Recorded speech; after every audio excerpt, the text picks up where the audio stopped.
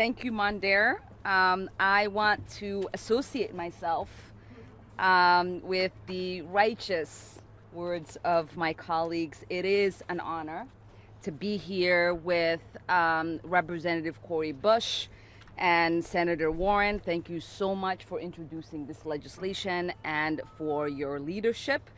It is also just remarkably beautiful to see all of these amazing leaders across the country who have been advocating on behalf of renters far longer than this pandemic, and continue to do this in the harshest moments of our nation's history.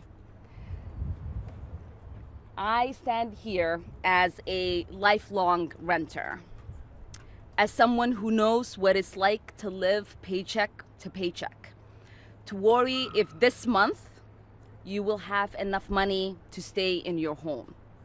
And as someone who spent much of her childhood without a home, running water, or electricity. No one deserves to be thrown out of their home, especially in a country with over 600 billionaires and some of the most extravagant wealth in the history of the world. The pandemic is not over, as you've heard over and over again from my colleagues. Our people are still hurting. We had one of the worst job growth in months this month. Millions remain jobless. We need our government to act like it. As we speak, people in my district and across the country are being forced to pay thousands of dollars in back rent that they couldn't afford then and can afford now. We should not have let this moratorium lapse.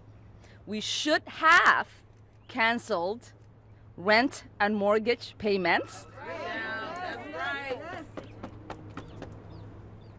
Ayanna earlier said this eviction and evictions are policy choices. And oftentimes we find ourselves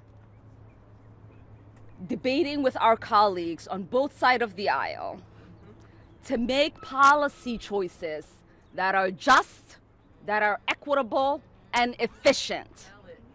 So the fact that we have released $45 billion and only $5 billion of that is spent tells you we did not pass legislation that was going to be effective. So I believe we should be fully reinstating this moratorium and giving this president and this administration the broad authority to do so moving forward. I can't tell you just how proud I am to have stood with, spent a few nights with, and